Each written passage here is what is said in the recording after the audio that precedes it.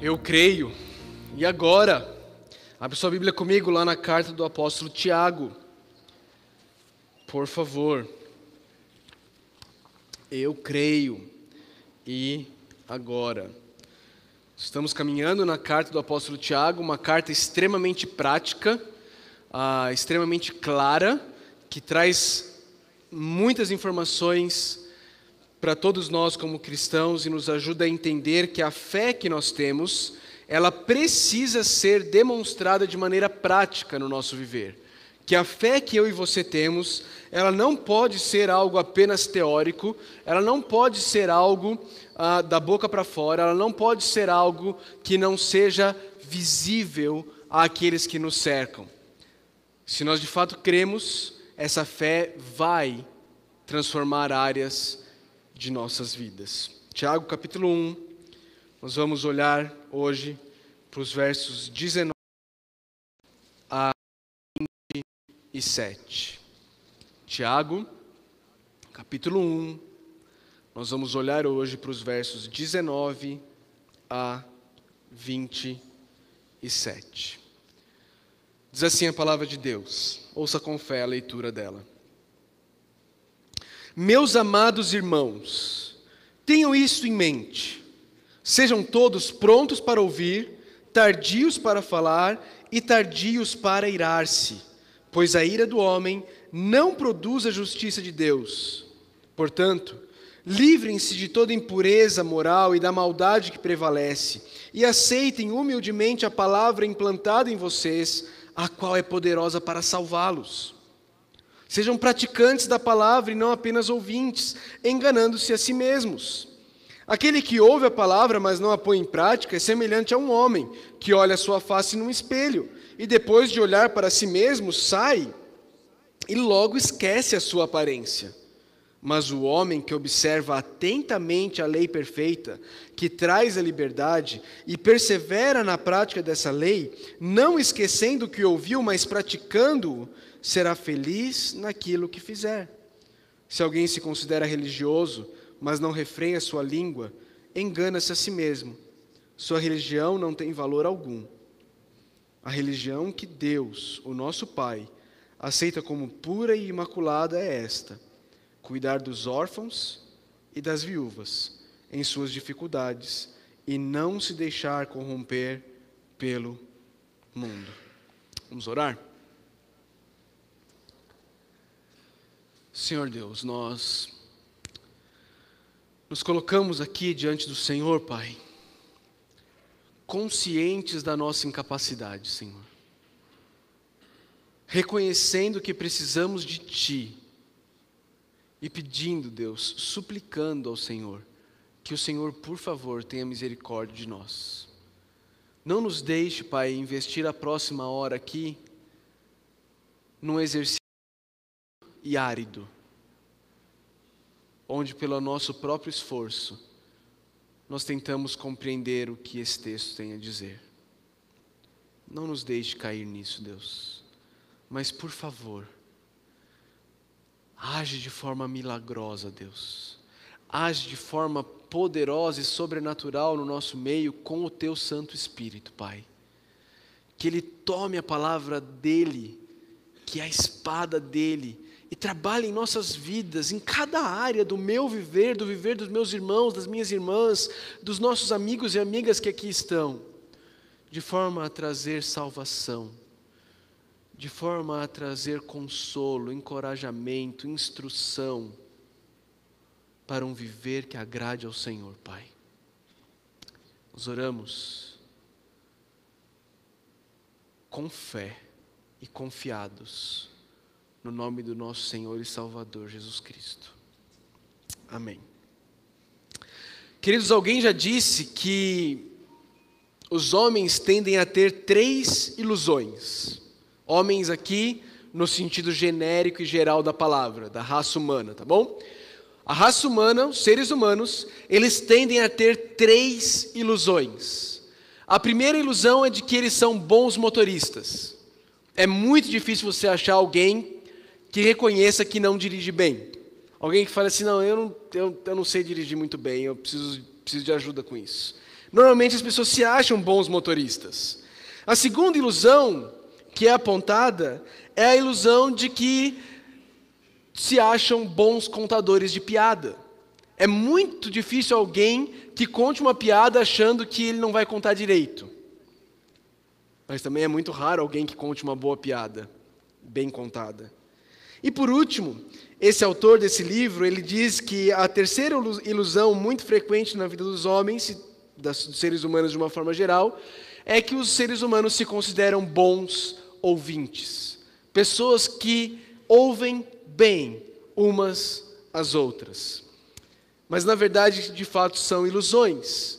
Ilusões que eu e você acreditamos, trazemos para nossas vidas e que muitas vezes nos impedem de crescer, porque nós achamos que nós já somos bons. E na verdade, o primeiro passo para você crescer em algo é reconhecer que você precisa crescer naquilo. O apóstolo Tiago, o pastor Tiago, está escrevendo aos irmãos, eu quero lembrar você do contexto da carta, ele está escrevendo a esses irmãos que eram ovelhas dele em Jerusalém, mas que por causa da perseguição tiveram que fugir e agora estão espalhados por todo o mundo conhecido da época. E ele escreve a essas pessoas que estão passando por provações tremendas, que estão passando por severa pobreza, estão passando por dificuldades porque outras pessoas as estão explorando. E ele escreve para essas pessoas e ele passa os primeiros versículos todos falando sobre o fato de que Deus está trabalhando em nós através das provações que eu e você vivemos. Nós vimos isso dos versos 1 até o verso 12, ele diz para nós considerarmos isso como motivo de alegria, porque o objetivo de Deus, quando Ele traz provações nas nossas vidas, não é de nos quebrar, mas é de nos aprovar, é de nos ensinar, é trazer para nós maturidade, para que eu e você possamos ser pessoas íntegras, que perseveram em meio às dificuldades, que criam aquela capacidade de permanecer debaixo da dificuldade e continuar crente, que criam aquela capacidade de não ser como o caroço da melancia. Lembra disso? Que quando é apertado, ele espirra. Nós precisamos criar casca, nós precisamos crescer, e as dificuldades que chegam nas nossas vidas, muitas vezes trazidas por Deus, nos ajudam neste processo. Nos versos 12 em diante, até o 18, nós vimos que junto com as provações, vem tentações. Tentações de fugir das provações através de escapes pecaminosos. E nós vimos isso semana passada. Nós vimos que as tentações não vêm de Deus. Tiago diz, lá no versículo 13, ninguém ao ser tentado jamais deverá dizer, estou sendo tentado por Deus, pois Deus não pode ser tentado pelo mal e Ele mesmo a ninguém tenta. Ok? E Tiago continua dizendo que na verdade, ao invés de enviar tentações, Deus, Ele é o Pai das luzes, e Ele envia coisas boas. Toda boa dádiva e todo dom perfeito vem do Pai das luzes. E Ele ilustra isso, mostrando no versículo 18, qual é a expressão máxima dessa bondade de Deus, que está aí no versículo 18 de Tiago 1. Você pode ver onde ele diz assim, por sua decisão Ele nos gerou, pela palavra da verdade, a fim de sermos como que os primeiros frutos de tudo que Ele criou. Está vendo como esse Deus não manda tentação? Pelo contrário, Ele te dá coisas boas. E a melhor coisa que Ele deu foi uma vida nova para mim e para você, através da palavra da verdade, através do Evangelho. Ele nos salvou, Ele nos regenerou. E Tiago vai continuar aqui, dentro desse contexto de provação. E ele diz assim no versículo 19, meus amados irmãos, tenham isso em mente. Aqui está um pastor que ama a sua congregação, que ama a sua comunidade, que ama as ovelhas que Deus deu a ele para pastorear, e ele sabe que existe algo que esses irmãos precisam saber. Existe algo que esses irmãos precisam ter claramente em suas cabeças, em sua mente. E então ele chama esses irmãos a prestarem atenção no que ele está dizendo. Ele diz, com toda a afeição, com todo o carinho e com toda a urgência, meus amados irmãos, tenham isso em mente. O que é isso que eles precisam ter em mente? E ele diz, sejam todos. E aqui eu e você precisamos estar atentos, porque Tiago não está falando apenas com os líderes da igreja. Não está falando apenas com os recém-convertidos. Tiago está falando com todos. Ok? Então todos se enquadram dentro de todos. Muito bem. Então isso inclui todos. O que inclui você. Ok? Então Tiago está falando com todos nós. E eu e você nós precisamos ouvir. Ele diz: sejam todos prontos para ouvir. Estejam todos prontos para ouvir. E queridos, lembra o contexto aqui qual é? Provação. O contexto aqui qual é? Sofrimento. E como é difícil eu e você queremos ouvir alguma coisa em meio à provação e ao sofrimento, não é verdade? Nós não queremos ouvir. Nós não queremos ouvir. Na verdade, ao contrário de ouvir, nós queremos falar. Nós queremos falar. Nós queremos falar e falar tudo. E aqui nós precisamos lembrar do livro de Jó, porque Tiago tem muito paralelo com o livro de Jó. E nós lemos lá no livro de Jó que até mesmo aqueles amigos tolos de Jó esperaram quanto tempo para começar a falar com Jó? Lembram disso? Alguém se lembra? Abre lá então, vamos voltar para Jó, capítulo de número 2. Jó 2. Jó é o livro que vem antes dos Salmos. Se você não sabe, Jó estava sofrendo um pouquinho. O pouquinho que Jó estava sofrendo era fruto de Deus ter tirado dele tudo, absolutamente tudo o que ele tinha. Família, bens, saúde. Jó agora estava doente, cheio de úlceras saindo por sua pele, e ele não tinha mais nada, seus filhos tinham morrido, ele estava sem absolutamente nada, ok? Então, os 3 amigos de Jó vêm até ele. E no capítulo 2, versículo 13, diz assim: depois os 3 se assentaram no chão com ele, durante 7 dias e 7 noites. Ninguém lhe disse uma palavra, pois viam como era grande o seu sofrimento. Mas nós não estamos falando de pessoas sábias. Nós estamos falando de pessoas que falaram barbaridades para Jó. Nós estamos falando de pessoas que falaram bobagem para Jó, a ponto do próprio Deus vir depois, chamar um deles, Elifaz, e dizer assim: Elifaz, você falou do que você não sabia. Você falou bobagem ao meu respeito. Mas ainda assim, esses amigos insensatos de Jó esperaram 7 dias e 7 noites para começar a falar com Jó. Como nós somos rápidos em falar. Como nós somos rápidos em querer dar soluções imediatas, resolver problemas. Me lembro uma situação específica que eu acho que ilustra muito bem aquele ditado popular de que se você não tem nada de bom para falar, é melhor que você fique calado. Num velório em que eu estive, e eu estava lá ao lado do caixão, e aí um outro irmão aqui da igreja estava comigo, e uma outra pessoa se chegou ao pai de uma criança de 3 anos que havia falecido, que estava lá do lado do caixão, e disse para aquele pai assim: irmão, às vezes é melhor mesmo, viu? É melhor perder assim do que depois perder para as drogas. E eu me lembro que esse outro irmão que estava do meu lado, ele virou para essa pessoa que eu não conhecia, e falou assim: irmão, meu amigo, se você não tem nada de bom para dizer, fica quieto, fica quieto. Mas queridos, isso ilustra como eu e você, muitas vezes, nós somos rápidos demais para falar. Nós queremos dar a nossa opinião.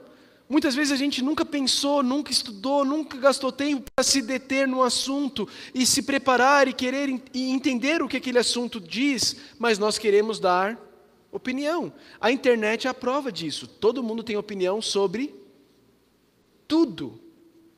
E as pessoas não conseguem esperar o dia de amanhã para refletir e opinar sobre aquele assunto. Algo aconteceu, você começa a ver os especialistas surgindo pela internet, como que brotando do chão. Imediatamente, todo mundo sabe sobre tudo. sobre absolutamente tudo. Todo mundo tem um palpite para dar.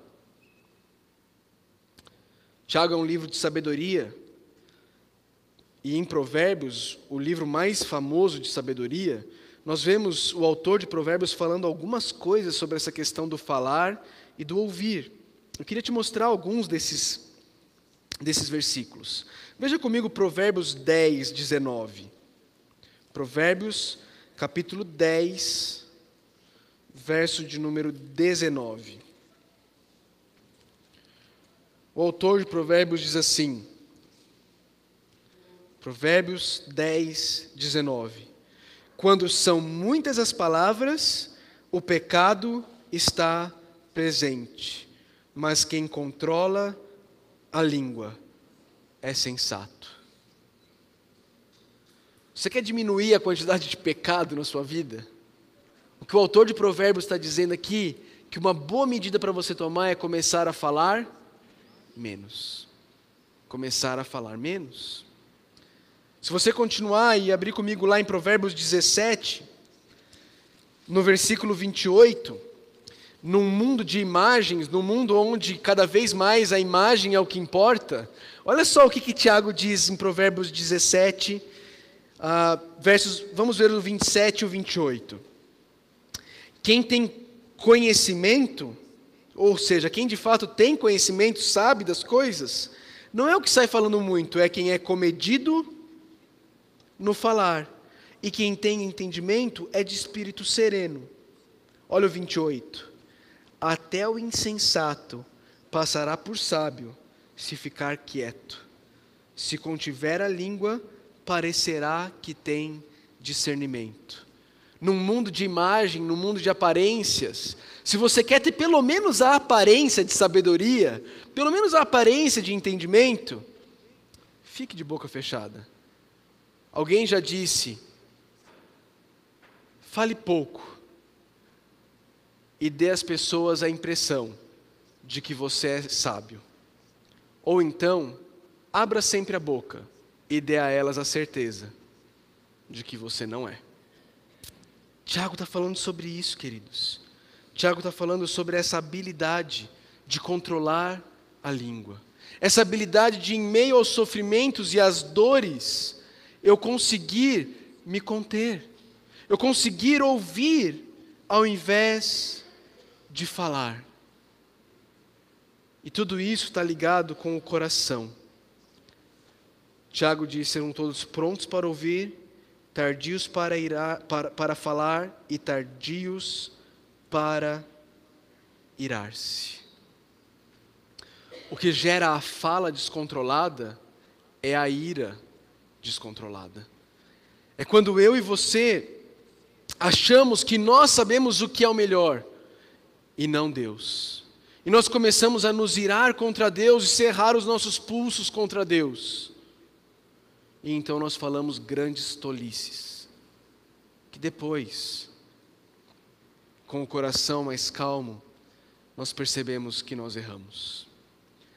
Versículo 20, Tiago vai dar o motivo por quê. Tiago vai dar o motivo porque as pessoas devem ser prontas para ouvir, tardias para falar e tardios para irar-se. Está vendo a proposiçãozinha aí? Pois mostra a razão.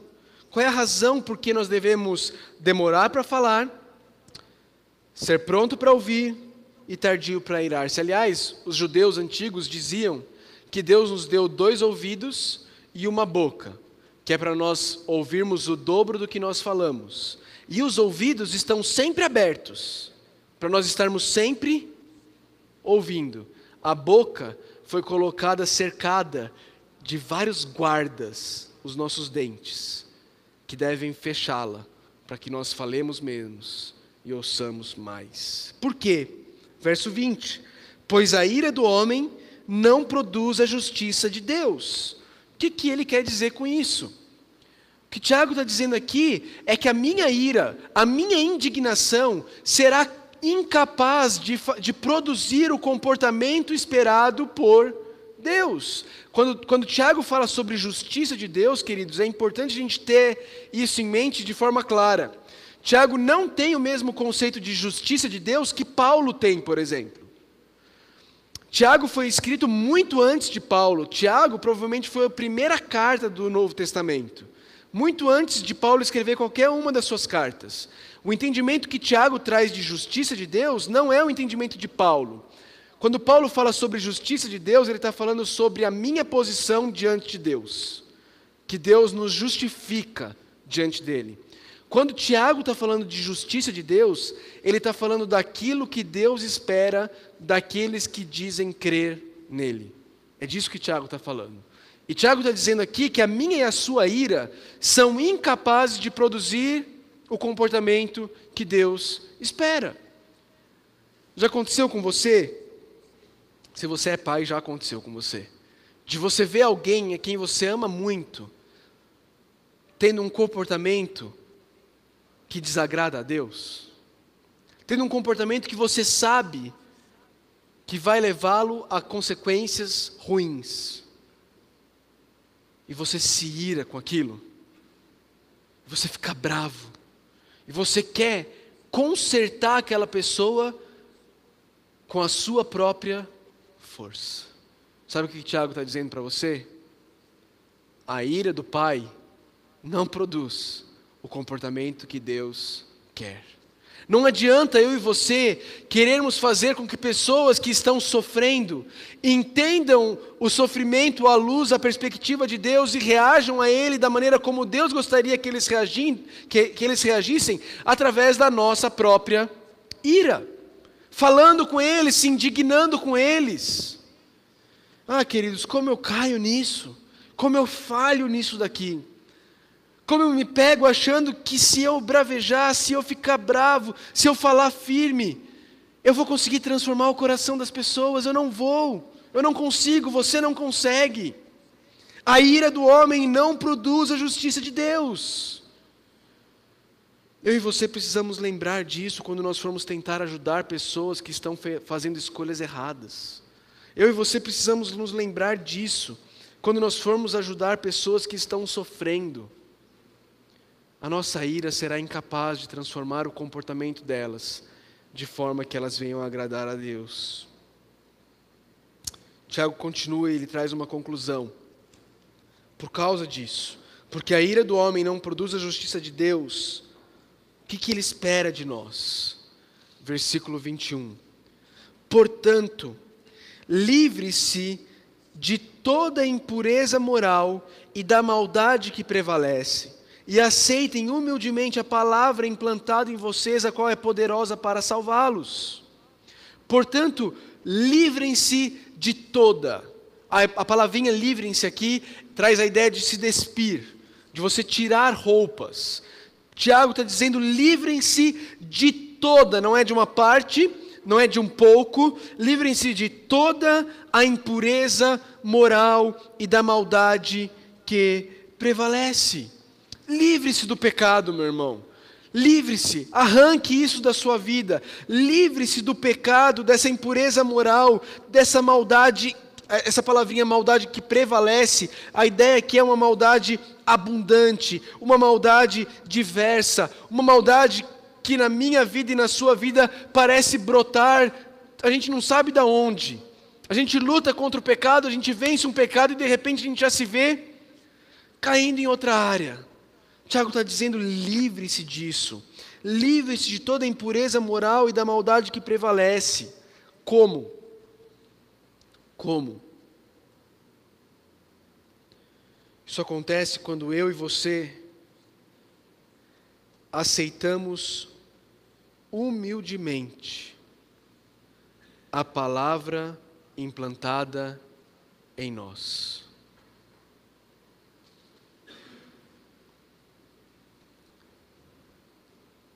Quando eu e você cremos no Evangelho da Graça, isso aconteceu porque a palavra foi implantada na minha vida e na sua vida. Lembra do versículo 18? Olha aí na tua Bíblia. Olha para o versículo 18 do capítulo 1. Por sua decisão Ele nos gerou, Ele nos deu uma vida nova, Ele nos fez nascer de novo. Como? Pela palavra da verdade. O Evangelho. O Evangelho foi implantado na minha vida e na sua vida. Esse Evangelho que é poderoso para me salvar e para te salvar, foi implantado na minha e na sua vida. O que eu e você precisamos fazer? Eu e você que já temos essa palavra implantada em nós. Eu e você, nós precisamos aceitar humildemente a palavra que foi implantada em nós. A ideia aqui do aceitar é permitir que a palavra influencie todas as áreas da minha vida. Isso é aceitar. Humildemente envolve envolve confiar mais do que entender. Quando as coisas difíceis vêm na nossa vida, a minha e a sua tendência é querer mais entender do que confiar. Humildade, queridos, aceitar humildemente a palavra é buscar confiar mais do que eu quero entender. Porque muitas vezes, na minha e na sua vida, a verdade é que nós não vamos entender muita coisa do que acontece comigo e com você. Mas eu e você, nós podemos confiar na palavra que nos foi implantada. Essa palavra, abre comigo lá em Jeremias capítulo 31, essa palavra, o profeta Jeremias diz em Jeremias 31, verso 33, ele diz assim: esta é a aliança que farei com a comunidade de Israel depois daqueles dias, declara o Senhor. Porei a minha lei no íntimo deles e a escreverei nos seus corações. Serei o Deus deles e eles serão o meu povo. Eles serão o meu povo.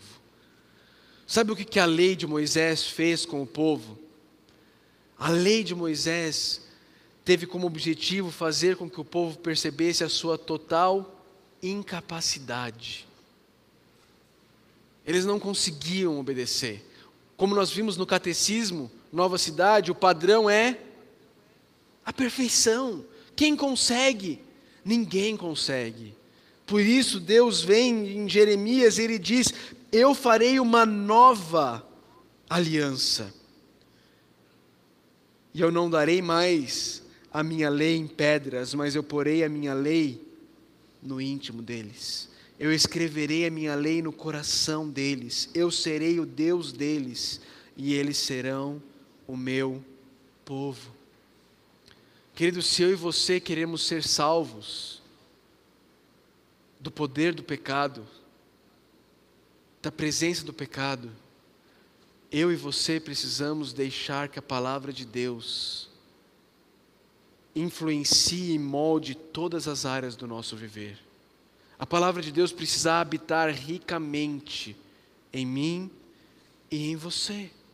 Essa palavra que é poderosa para nos salvar, ela é poderosa para nos salvar.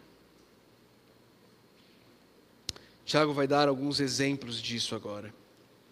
Ele diz no versículo 22, sejam praticantes da palavra. E ele vai fazer aqui um contraste entre dois tipos de pessoas.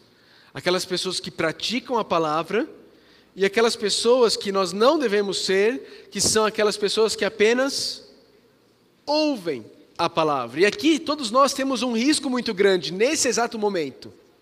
Sabe qual é o risco? Porque eu e você nesse exato momento estamos ouvindo a palavra. E se nós não a colocarmos em prática nas nossas vidas, nós seremos esses que apenas ouvem. Que apenas ouvem. E sabe o que acontece com pessoas que apenas ouvem a palavra? Elas estão enganando a si mesmas. Elas pensam que elas estão enganando os outros. Elas estão ouvindo a palavra, elas estão fingindo, elas estão vivendo vidas com máscaras, e elas pensam no íntimo delas: as pessoas estão sendo enganadas por mim. E Tiago está dizendo: você está enganando você mesmo. Você é um tolo, você está vivendo uma vida de falsidade. Você está vivendo uma vida de engano. Tem um pastor amigo meu que disse uma vez, E aquilo me marcou muito. Ele disse assim, que não existe nada mais triste nessa vida do que uma vida cristã vivida pela metade. Não existe nada pior do que isso. Do que tentar fingir que você é um cristão. Do que tentar fingir a vida cristã. Você vai viver com um peso nas suas costas. Você nunca vai experimentar alegria. E no final das contas você está enganando apenas a você mesmo. Apenas a você mesmo. Tiago está dizendo, não faça isso. Tiago está dizendo, sejam praticantes da palavra. Queridos, o evangelho da graça não exclui uma vida de obediência. Pelo contrário, o evangelho da graça é a única fonte de poder para sermos praticantes da palavra de Deus. Se você crê no evangelho da graça, você não vai usar a graça como desculpa para continuar a viver uma vida de pecado. Pelo contrário, se você verdadeiramente crê no evangelho da graça, esse evangelho vai te empoderar, vai te capacitar a viver uma vida de santidade crescente, onde cada vez mais você quer viver para a glória de Deus e se tornar parecido com o caráter daquele que te amou e porque te amou, morreu na cruz do Calvário por você. Rapidamente, volta algumas folhas aí na tua Bíblia e vai para Tito capítulo 2. Lá em Tito capítulo 2, você vai voltar umas 8 páginas na sua Bíblia aí, para você chegar em Tito. Uma pequena cartinha, depois de 2 Timóteo, antes de Filemon, você vai ter Tito aí. Lá em Tito 2, a partir do versículo 11, diz assim, ó. Tito 2, a partir do versículo 11. A graça nos salva, sim. Mas olha o que Tito diz. Porque a graça de Deus se manifestou salvadora a todos os homens. Até aí, a gente está ok, a gente crê nisso, estamos juntos. Olha o versículo 12. Ela, quem é ela? A graça. Ela nos ensina a quê? A renunciar à impiedade e às paixões mundanas e viver de maneira sensata, justa e piedosa nesta presente era, enquanto aguardamos a bendita esperança, a gloriosa manifestação de nosso grande Deus e Salvador, Jesus Cristo. Ele se entregou por nós a fim de nos remir de toda maldade e purificar para si mesmo um povo particularmente seu, dedicado à prática das boas obras. Você percebe como Paulo e Tiago falam exatamente a mesma língua? Se você crê, se você de fato já experimentou a graça salvadora, não tem como essa graça que te salvou também não te fazer renunciar à impiedade e às paixões mundanas, de forma que você viva nesse presente mundo de maneira sensata, justa e piedosa. A graça que salva também é a graça que santifica. Sejam praticantes da palavra. E aqui, a partir do versículo 23, Tiago vai usar uma ilustração. Melhor, no versículo 23. A ilustração de um espelho. E ele diz: aquele que ouve a palavra, mas não a põe em prática, é semelhante a um homem que olha a sua face num espelho, e depois de olhar para si mesmo, sai e logo esquece a sua aparência. Nós vivemos na época da tecnologia, e antigamente as mulheres, quando queriam ver se estava tudo bem com a aparência delas, elas tiravam o espelhinho da bolsa, né? Antigamente, que eu digo assim, alguns poucos anos atrás, tá bom?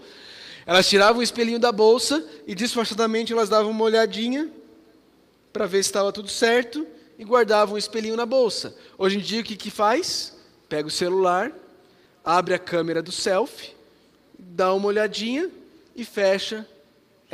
Não é, irmãs? Não é isso que vocês fazem? Não é? E fecha o celular. O que Tiago está dizendo aqui?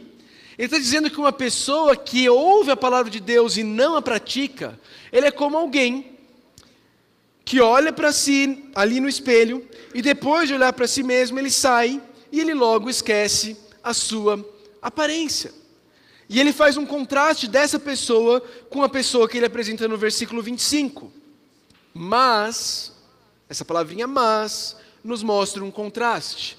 Mas, ao contrário do homem que só ouve, o homem que observa atentamente a lei perfeita, que traz a liberdade, persevera na prática dessa lei, não esquecendo o que ouviu, mas praticando, será feliz naquilo que o fizer. Qual é o ponto de comparação entre o que ouve e não pratica e o que ouve e pratica? O ponto de comparação entre os dois está aqui, ó, vou mostrar para vocês. No versículo 24, o que não pratica, ele sai e ele logo esquece. Mas o que pratica, ele persevera na prática dessa lei, não esquecendo o que ouviu. Queridos, o Antigo Testamento inteiro é Deus falando para o povo assim: olha, faz um memorial aqui, para que vocês não esqueçam.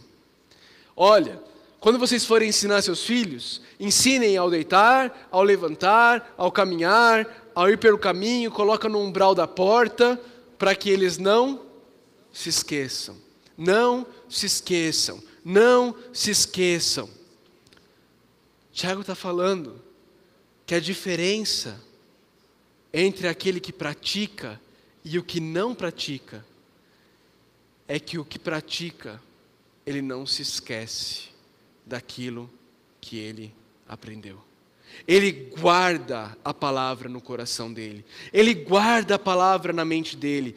Ele observa atentamente a lei perfeita. Sabe o que essa palavrinha observar atentamente significa?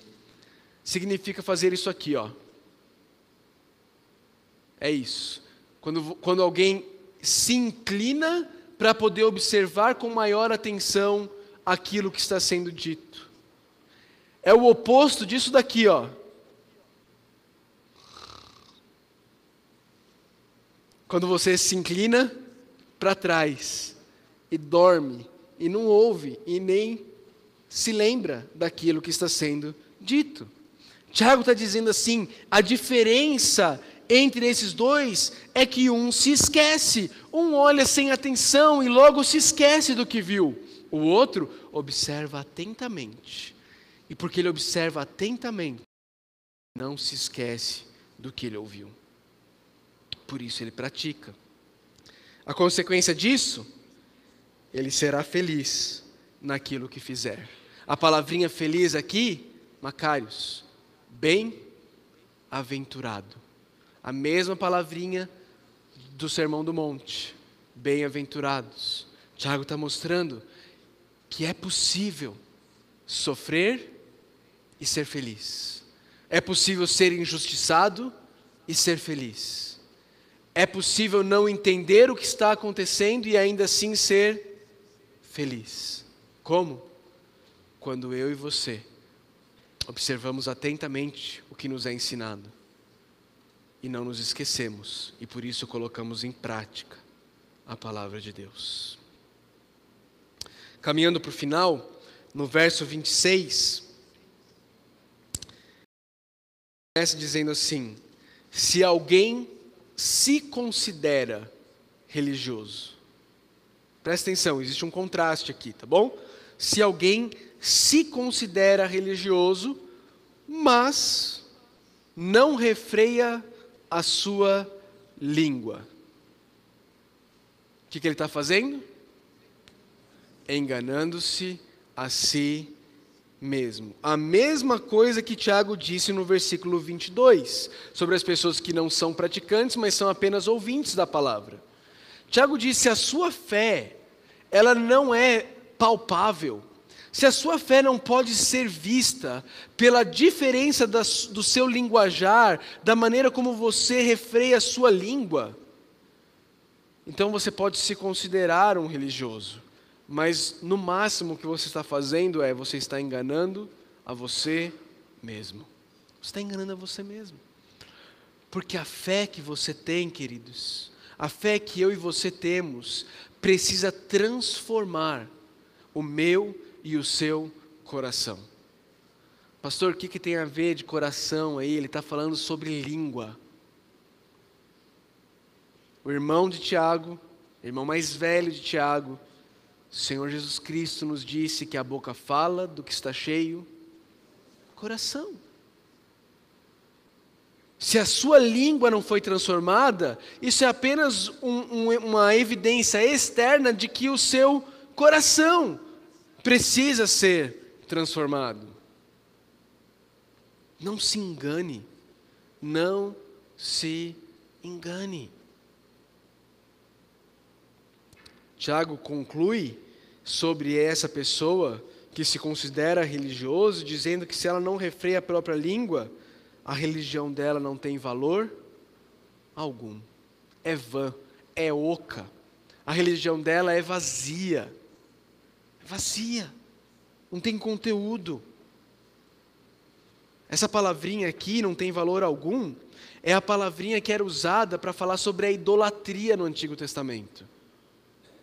Tiago está dizendo, olha, se você se considera religioso, mas o seu modo de falar não mudou, porque o teu coração não mudou, você está enganando a você mesmo, e a sua religião, ela é tão fútil e inútil quanto a idolatria. E ele termina dizendo o que Deus, nosso Pai, aceita. Ele diz, a religião que Deus, o nosso Pai, aceita como pura e imaculada é essa. Cuidar dos que estão em dificuldades. No caso aqui, Tiago estava se referindo aos órfãos e às viúvas. E não se deixar corromper pelo mundo. Umas coisas que a gente precisa entender sobre o que está dizendo aqui. Primeiro, Tiago não está definindo de forma geral o que a religião é. Mas ele está nos lembrando que religião sem essas coisas é vã, é vazia. Ok?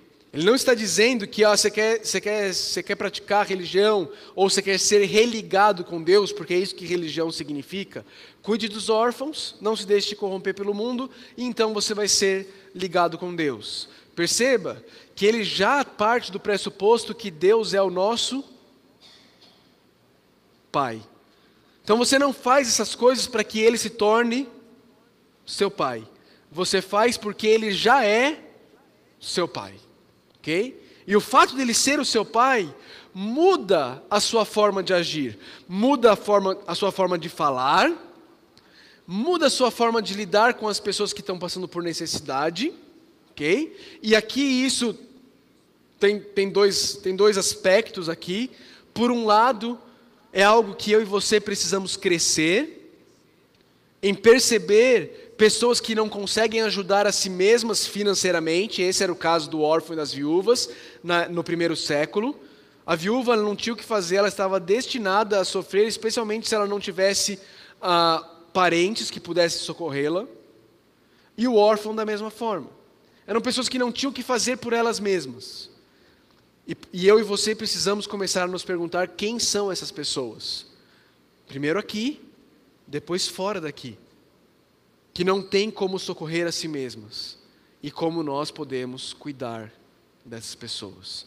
Esse é um lado. O outro lado da moeda é que, na perspectiva do mundo, isso tem se tornado cada vez mais popular.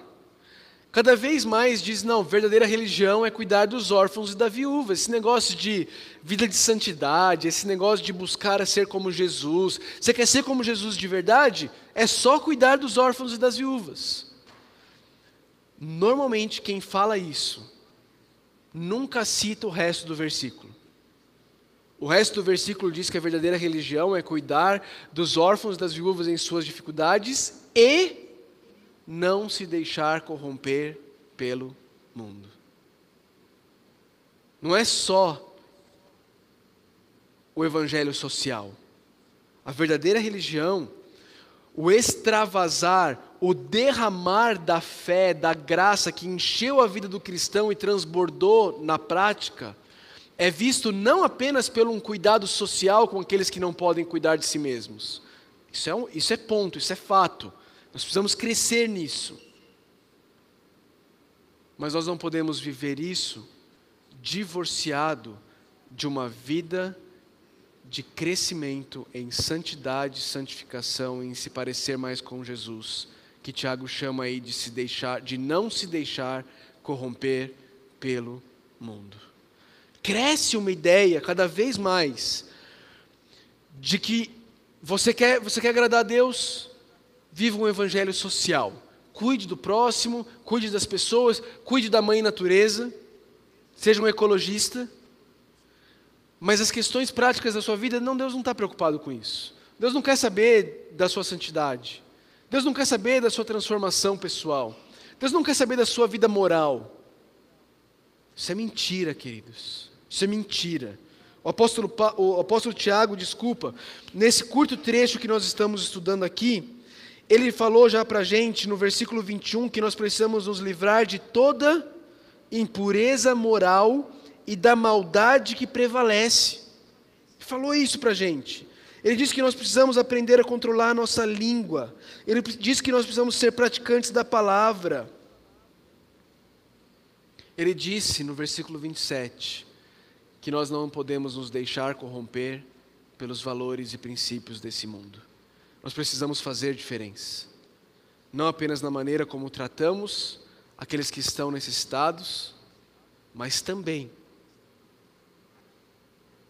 num caráter que não é moldado pelo caráter do mundo.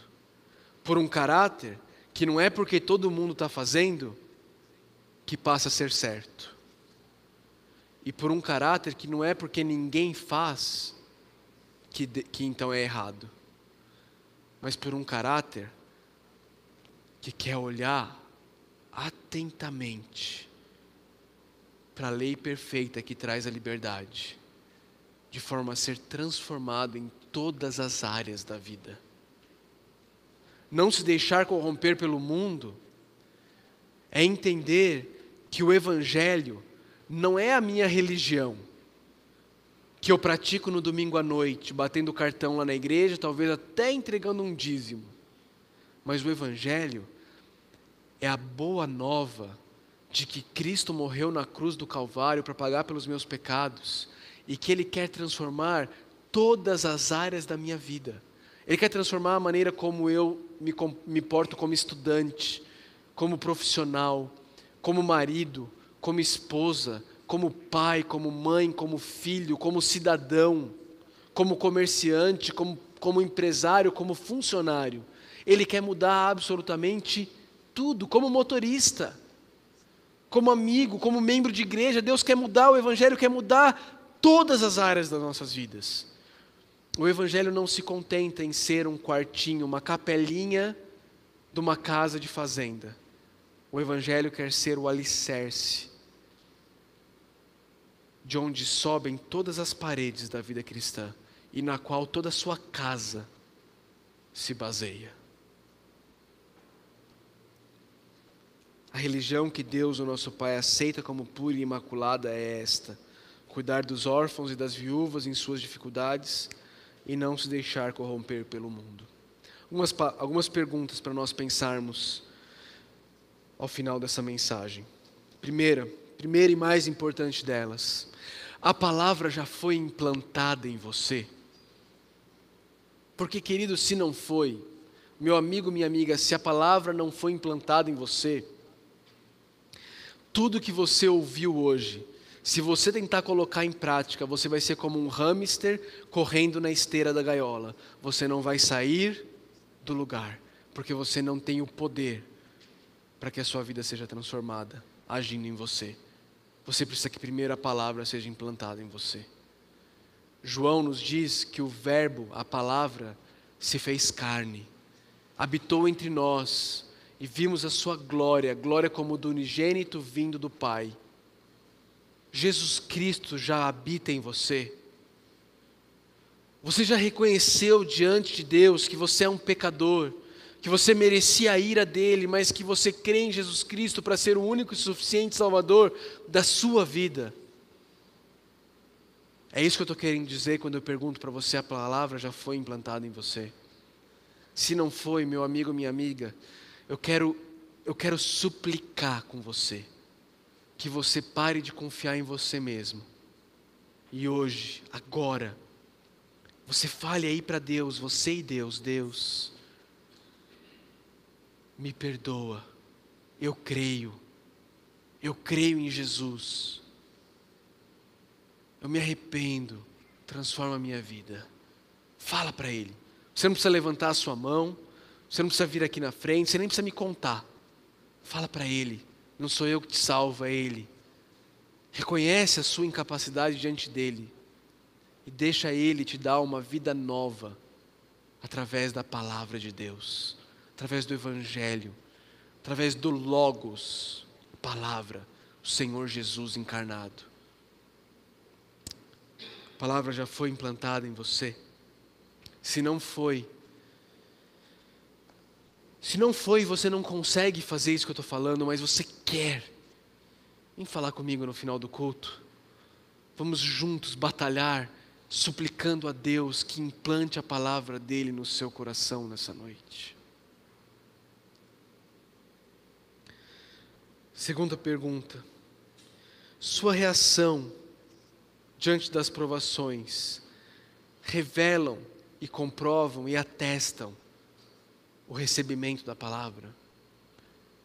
A sua reação diante das dificuldades da vida tem sido uma prova, tem sido um certificado de que você tem aceitado humildemente a palavra que já foi implantada em você? Ou em meio às provações da vida, a ira do homem tem brotado dentro de você e transbordado através de muitas palavras e do pouco ouvir da palavra de Deus? Terceira pergunta. Você tem tomado passos práticos para não ter uma alma com Alzheimer? O que eu quero dizer sobre uma alma com Alzheimer? Qual é a característica dessa doença chamada Alzheimer? Esquecimento. O que Tiago diz que é a diferença entre o que põe em prática a palavra e o que só ouve a palavra? Um esquece e o outro não esquece. Você tem tomado passos práticos para não ter uma alma com Alzheimer? O que são passos práticos, pastor? Você vem aqui toda semana você ouve a palavra. Alguns passos práticos para você se prevenir de ser alguém que é apenas um ouvinte e se tornar alguém, e se certificar de que você vai ser alguém praticante, seria anotar o que Deus está falando com você durante a palavra pregada. Seria todo dia, quando você abre a tua Bíblia para estudar a Bíblia, você não apenas ler um trecho rapidinho, fechar e marcar lá no seu caderninho, feito. Mais um dia em que eu cumpri uma tarefa, eu li um pouquinho da Bíblia. Mas ao invés de fazer isso, talvez você tenha um diário, um caderno do lado, em que você vai anotar coisas que Deus está falando com você. Eu tenho uma prática que talvez possa te ser útil. Existe uma ferramenta no Facebook onde você pode postar coisas que só você vê. Uma ferramenta prática é quando Deus falar algo com você e você perceber que você precisa tomar alguma atitude prática em relação àquilo. Escreve lá no Facebook, vai lá e muda a configuração para só você ver e posta. Sabe o que vai acontecer? Pelo menos uma vez por ano, você vai ser relembrado daquilo que Deus falou com você naquele dia. Quando chegar aquele dia de novo, nas suas lembranças, vai estar lá. Gente, o Facebook pode ser tão mal usado, mas ele também pode ser tão bem usado. Ele é uma ferramenta apenas. O que muda se ele é bem ou mal usado é o meu e o seu coração, de como nós estamos usando a ferramenta. Você tem tomado passos práticos para não ter uma alma com Alzheimer?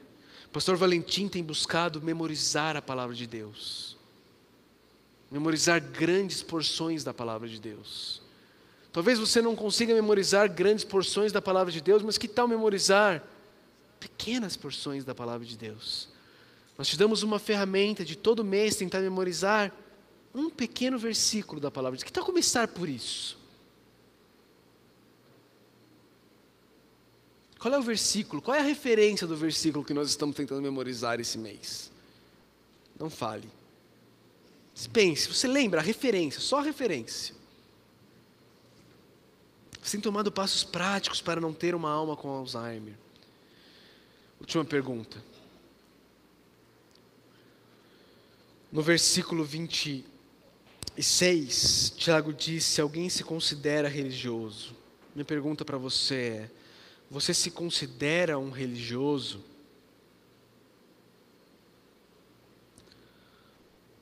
Ou você tem buscado viver o que agrada ao Deus que não poupou o seu próprio filho, antes o entregou em favor de você? Você se considera um religioso, ou você sabe que Deus é seu Pai e por isso você quer viver para agradá-lo? Meu amigo, minha amiga, existem dois tipos de pessoas que estão perdidas. Existem os perdidos imorais, que falam para Deus: Deus sabe de uma coisa, eu vou viver a minha vida do meu jeito. Eu vou fazer o que eu quero. Eu sou o Senhor da minha vida. E eles estão perdidos nos seus delitos e pecados. Mas existe um outro tipo de perdido, que é o perdido religioso. É aquele que diz assim: eu vou cumprir algumas regras para tentar ver se eu consigo conquistar de Deus. Está tão perdido quanto o perdido imoral. Será que você não tem enganado a você mesmo, achando que você tem vivido a vida cristã, quando na verdade o que você tem vivido é uma religiosidade vazia, de alguém que se considera religioso, mas apenas engana a si mesmo?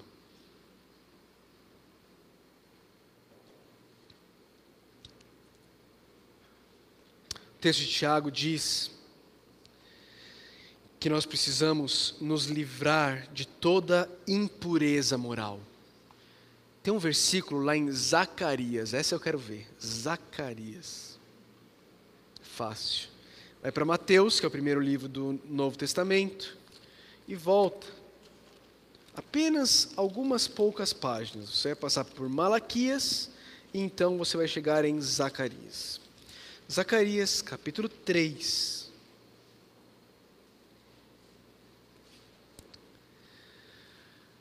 Nesse texto de Zacarias, a mesma palavrinha que fala sobre impureza, em Tiago 21, que Tiago fala para nós nos livrarmos de toda impureza, é usada aqui. Lá fala sobre o sumo sacerdote Josué. Josué é o nome de Jesus em hebraico. E diz assim: ora, Josué vestido com roupa. O quê? Roupas, Zacarias 3, versículo 3. Se eu não te falar qual que é o versículo, fica difícil, né? Zacarias 3, 3. Tá?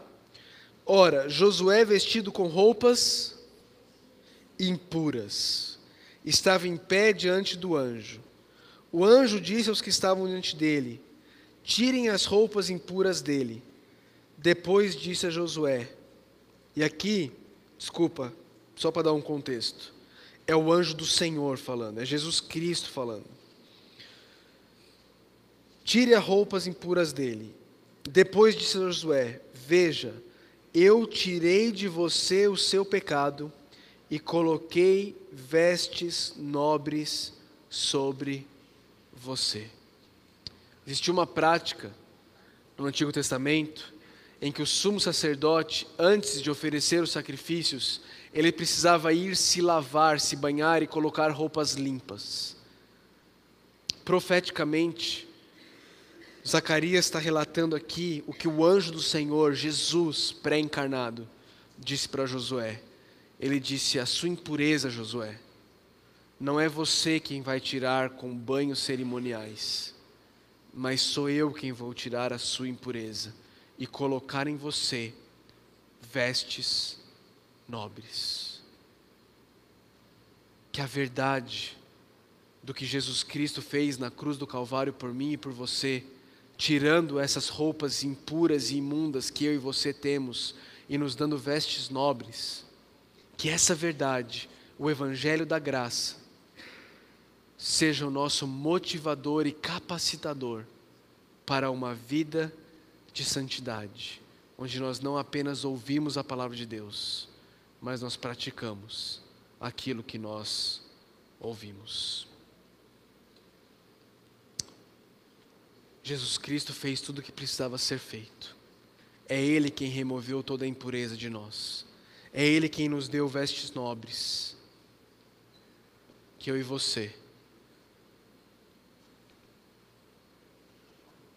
possamos olhar para a cruz de Cristo, olhar para o Calvário, olhar para o que Jesus Cristo fez ali na cruz e ali encontrarmos motivação para não enganarmos a nós mesmos, para não sermos apenas ouvintes inoperantes, mas para sermos ouvintes atentos, que colocam em prática, que querem obedecer o Pai, por saber tudo que o Pai já fez por nós, porque nós já somos filhos.